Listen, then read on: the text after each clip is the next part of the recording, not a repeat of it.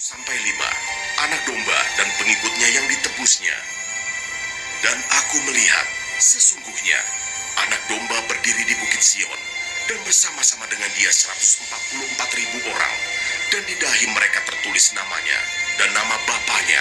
Dan aku mendengar suatu suara dari langit, bagaikan desau air bah, dan bagaikan deru guruh yang dahsyat. Dan suara yang kudengar itu seperti bunyi pemain-pemain kecapi yang memetik kecapinya. Mereka menyanyikan suatu nyanyian baru di hadapan tahta dan di depan keempat makhluk dan tua-tua itu. Dan tidak seorang pun yang dapat mempelajari nyanyian itu, selain daripada 144.000 orang yang telah ditebus dari bumi itu. Mereka adalah orang-orang yang tidak mencemarkan dirinya dengan perempuan-perempuan, karena mereka murni sama seperti perawan. Mereka adalah orang-orang yang mengikuti anak domba itu, kemana saja ia pergi. Mereka ditebus dari antara manusia sebagai korban-korban sulung bagi Allah dan bagi anak domba itu. Dan di dalam mulut mereka tidak terdapat dusta, mereka tidak bercela. Ayat 6-13, pemberitahuan tentang penghakiman. Dan aku melihat seorang malaikat lain terbang di tengah-tengah langit, dan padanya ada Injil yang kekal untuk diberitakannya kepada mereka yang diam di atas bumi, dan kepada semua bangsa, dan suku, dan bahasa, dan kaum. Dan ia berseru dengan suara nyaring, "Takutlah akan Allah, dan muliakanlah Dia, karena telah tiba saat penghakimannya, dan sembahlah Dia yang telah menjadikan langit dan bumi, dan laut, dan semua mata air." Dan seorang malaikat lain, malaikat kedua menyusul dia dan berkata, sudah rubuh Babel, kota besar itu, yang telah memabukkan segala bangsa dengan anggur hawa nafsu cabulnya." Dan seorang malaikat lain, malaikat ketiga, menyusul mereka dan berkata dengan suara nyaring, "Jikalau seorang menyembah binatang dan patungnya itu, dan menerima tanda pada dahinya atau pada tangannya, maka ia akan minum dari anggur murka Allah yang disediakan tanpa campuran dalam cawan murkanya, dan ia akan disiksa dengan api dan belerang di depan mata malaikat-malaikat kudus dan di depan mata anak domba. Maka asap api yang menyiksa mereka itu naik ke atas sampai selama-lamanya, dan siang malam mereka tidak henti-hentinya disiksa, yaitu mereka yang menyembah binatang serta patungnya, dan barang siapa yang telah menerima tanda namanya. Yang penting di sini ialah ketekunan orang-orang kudus yang menuruti perintah Allah dan iman kepada Yesus. Dan aku mendengar suara dari sorga berkata, "Tuliskan, berbahagialah orang-orang mati yang mati dalam Tuhan sejak sekarang ini. Sungguh, kata Roh, supaya mereka boleh beristirahat dari jerih lelah mereka, karena segala perbuatan mereka menyertai mereka."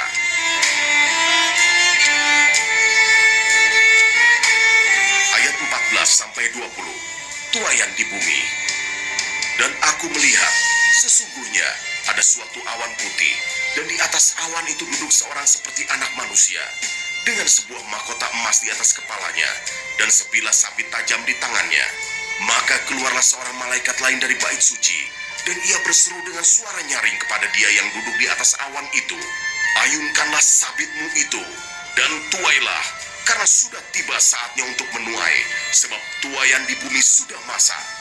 Dan ia yang duduk di atas awan itu mengayunkan sabitnya ke atas bumi, dan bumi pun dituailah. Dan seorang malaikat lain keluar dari bait suci yang di surga, juga padanya ada sebilah sabit tajam.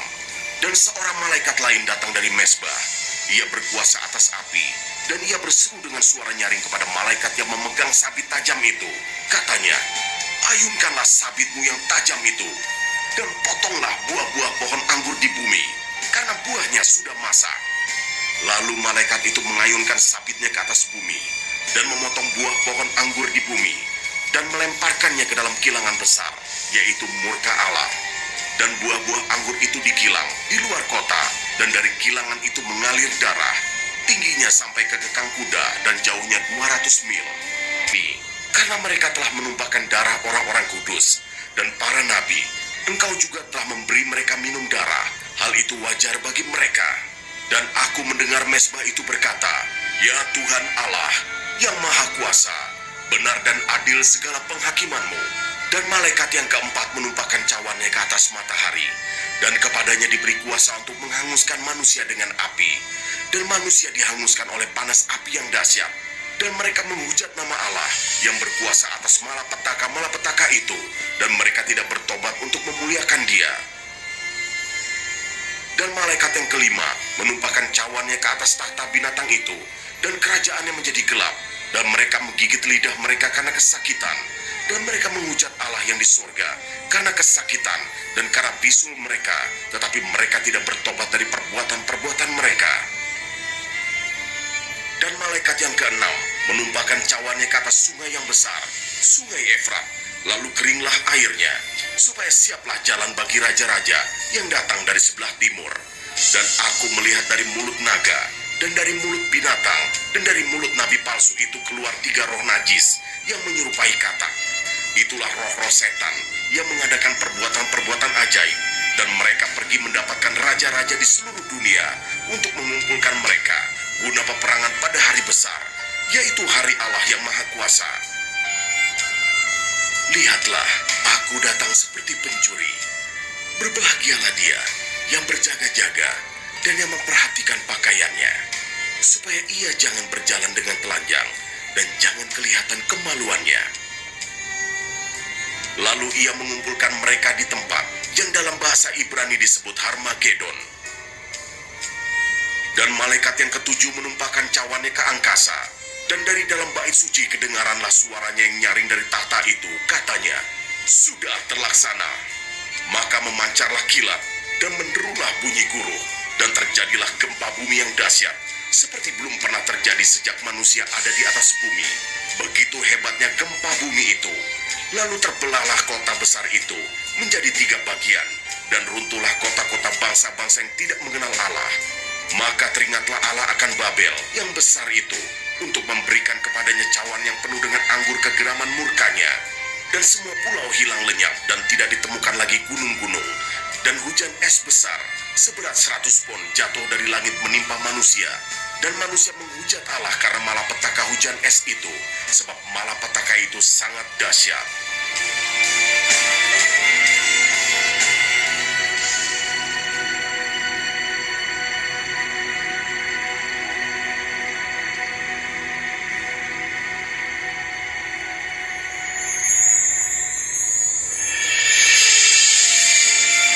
Wahyu kepada Yohanes, pasal 17 ayat 1-18, penghakiman atas Babel. Lalu datanglah seorang dari ke-7 malaikat yang membawa ke-7 cawan itu, dan berkata kepadaku, "Mari ke sini, aku akan menunjukkan kepadamu putusan atas pelacur besar yang duduk di tempat yang banyak airnya. Dengan dia raja-raja di bumi telah berbuat cabul, dan penghuni-penghuni bumi telah mabuk oleh anggur percabulannya. Dalam roh aku dibawanya ke padang gurun, dan aku melihat seorang perempuan duduk di atas seekor binatang yang merah ungu, yang penuh tertulis dengan nama-nama hujat. Binatang itu mempunyai 7 kepala dan 10 tanduk, dan perempuan itu memakai kain ungu dan kain kirmisi yang dihiasi dengan emas, permata dan mutiara, dan di tangannya ada suatu cawan emas penuh dengan segala kekejian dan kenajisan percabulannya, dan pada dahinya tertulis suatu nama, suatu rahasia, Babel besar, ibu dari wanita-wanita pelacur, dan dari kekejian bumi. Dan aku melihat perempuan itu mabuk oleh darah orang-orang kudus, dan darah saksi-saksi Yesus. Dan ketika aku melihatnya, aku sangat heran. Lalu kata malaikat itu kepadaku, "Mengapa engkau heran? Aku akan mengatakan kepadamu rahasia perempuan itu, dan rahasia binatang yang memikulnya, binatang yang berkepala 7 dan bertanduk 10 itu. Adapun binatang yang telah kau lihat itu telah ada, namun tidak ada. Ia akan muncul dari jurang maut, dan ia menuju kepada kebinasaan. Dan mereka yang diam di bumi, yaitu mereka yang tidak tertulis di dalam kitab kehidupan sejak dunia dijadikan, akan heran apabila mereka melihat bahwa binatang itu telah ada, namun tidak ada, dan akan muncul lagi. Yang penting di sini ialah akal yang mengandung hikmat. Ke-7 kepala itu adalah 7 gunung, yang di atasnya perempuan itu duduk. Ketujuhnya adalah juga 7 raja, 5 di antaranya sudah jatuh, yang 1 ada, dan yang lain belum datang. Dan jika ia datang, ia akan tinggal seketika saja. Dan binatang yang pernah ada dan yang sekarang tidak ada itu, ia sendiri adalah raja ke-8. Dan namun demikian, satu dari ketujuh itu, dan ia menuju kepada kebinasaan. Dan ke-10 tanduk yang telah kau lihat itu adalah 10 raja yang belum mulai memerintah. Tetapi 1 jam lamanya, mereka akan menerima kuasa sebagai raja bersama-sama dengan binatang itu. Mereka seia sekata, kekuatan dan kekuasaan mereka berikan kepada binatang itu. Mereka akan berperang melawan anak domba, tetapi anak domba akan mengalahkan mereka, karena ia adalah Tuan di atas segala tuan, dan Raja di atas segala raja. Mereka bersama-sama dengan dia juga akan menang, yaitu mereka yang terpanggil, yang telah dipilih dan yang setia. Lalu ia berkata kepadaku, semua air yang telah kau lihat, di mana wanita pelacur itu duduk, adalah bangsa-bangsa dan rakyat banyak, dan kaum dan bahasa. Dan ke-10 tanduk yang telah kau lihat itu, serta binatang itu, akan membenci pelacur itu. Dan mereka akan membuat dia menjadi sunyi dan telanjang, dan mereka akan memakan dagingnya dan membakarnya dengan api. Sebab Allah telah menerangi hati mereka untuk melakukan kehendaknya dengan seia sekata, dan untuk memberikan pemerintahan mereka kepada binatang itu, sampai segala firman Allah telah digenapi. Dan perempuan yang telah kau lihat itu adalah kota besar yang memerintah atas raja-raja di bumi.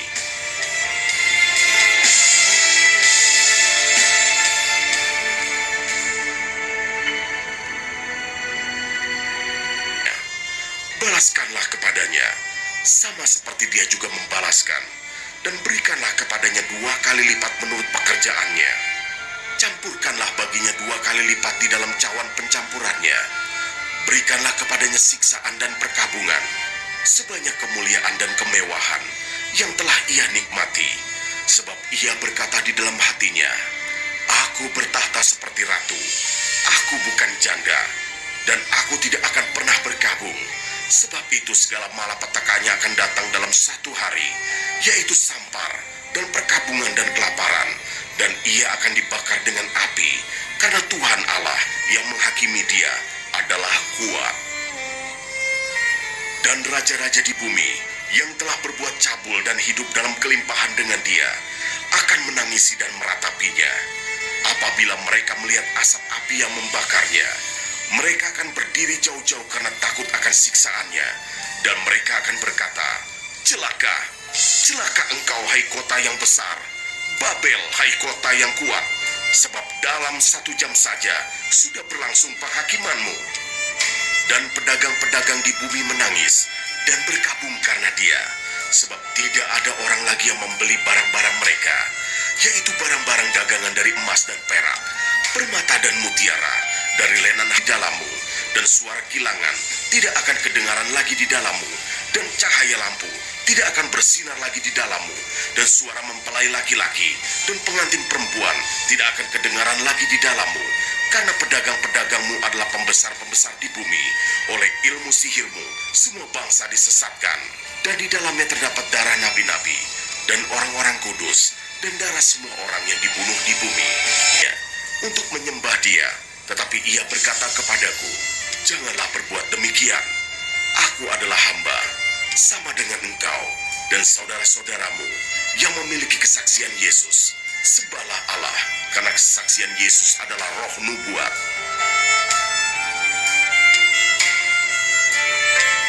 Ayat 11-16, firman Allah. Lalu aku melihat surga terbuka. Sesungguhnya ada seekor kuda putih, dan ia yang menungganginya bernama Yang Setia dan Yang Benar. Ia menghakimi dan berperang dengan adil, dan matanya bagaikan nyala api, dan di atas kepalanya terdapat banyak mahkota, dan padanya ada tertulis suatu nama yang tidak diketahui seorang pun, kecuali ia sendiri. Dan ia memakai jubah yang telah dicelup dalam darah, dan namanya ialah Firman Allah. Dan semua pasukan yang di surga mengikuti dia. Mereka menunggang kuda putih dan memakai lenan halus yang putih bersih. Dan dari mulutnya keluarlah sebilah pedang tajam yang akan memukul segala bangsa. Dan ia akan mengembalakan mereka dengan gada besi. Dan ia akan memeras anggur dalam kilangan anggur, yaitu kegeraman murka Allah yang maha kuasa. dan pada jubahnya dan pahanya tertulis suatu nama, yaitu Raja segala raja dan Tuan di atas segala tuan.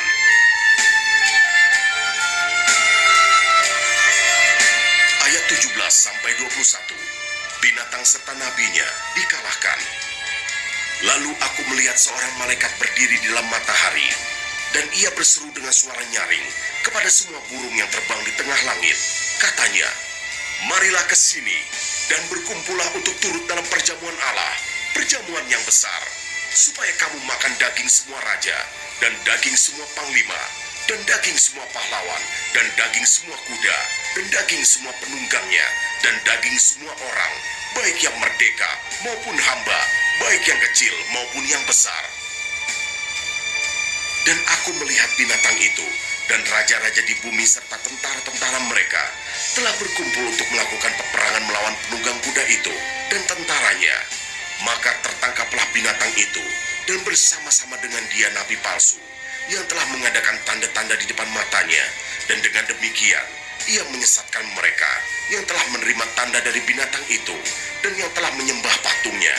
Keduanya dilemparkan hidup-hidup ke dalam bangsa-bangsa pada keempat penjuru bumi, yaitu Gog dan Magog, dan mengumpulkan mereka untuk berperang, dan jumlah mereka sama dengan banyaknya pasir di laut. Maka naiklah mereka ke seluruh dataran bumi, lalu mengepung perkemahan tentara orang-orang kudus dan kota yang dikasihi itu. Tetapi dari langit turunlah api menghanguskan mereka, dan iblis yang menyesatkan mereka dilemparkan ke dalam lautan api dan belerang, yaitu tempat binatang dan nabi palsu itu. Dan mereka disiksa siang malam sampai selama-lamanya. Ayat 11-15. Hukuman yang terakhir. Lalu aku melihat suatu tahta putih yang besar dan dia yang duduk di atasnya. Dari hadapannya lenyaplah bumi dan langit, dan tidak ditemukan lagi tempatnya. Dan aku melihat orang-orang mati, besar dan kecil, berdiri di depan tahta itu. Lalu dibuka semua kitab, dan dibuka juga sebuah kitab lain, yaitu kitab kehidupan. Dan orang-orang mati dihakimi menurut perbuatan mereka, berdasarkan apa yang ada tertulis di dalam kitab-kitab itu. Maka laut menyerahkan orang-orang mati yang ada di dalamnya, dan maut dan kerajaan maut menyerahkan orang-orang mati yang ada di dalamnya, dan mereka dihakimi masing-masing menurut perbuatannya. Lalu maut dan kerajaan maut itu dilemparkanlah ke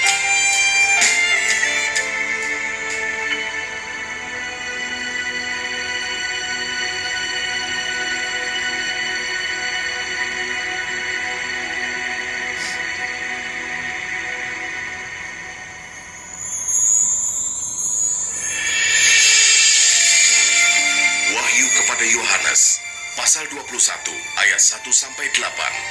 Langit yang baru dan bumi yang baru. Lalu aku melihat langit yang baru dan bumi yang baru, sebab langit yang pertama dan bumi yang pertama telah berlalu, dan laut pun tidak ada lagi. Dan aku melihat kota yang kudus, Yerusalem yang baru, turun dari sorga, dari Allah, yang berhias bagaikan pengantin perempuan yang berdandan untuk suaminya. Lalu aku mendengar suara yang nyaring dari tahta itu berkata, lihatlah, kemah Allah ada di tengah-tengah manusia, dan ia akan diam bersama-sama dengan mereka. Mereka akan menjadi umatnya, dan ia akan menjadi Allah mereka. Dan ia akan menghapus segala air mata dari mata mereka, dan maut tidak akan ada lagi. Tidak akan ada lagi perkabungan, atau ratap tangis, atau duka cita, sebab segala sesuatu yang lama itu telah berlalu.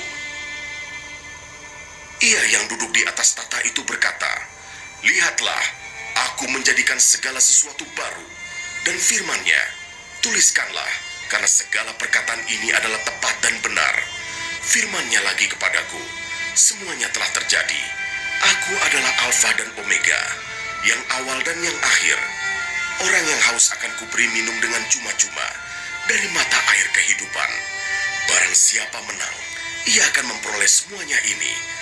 Dan aku akan menjadi Allahnya, dan ia akan ukuran malaikat. Tembok itu terbuat dari permata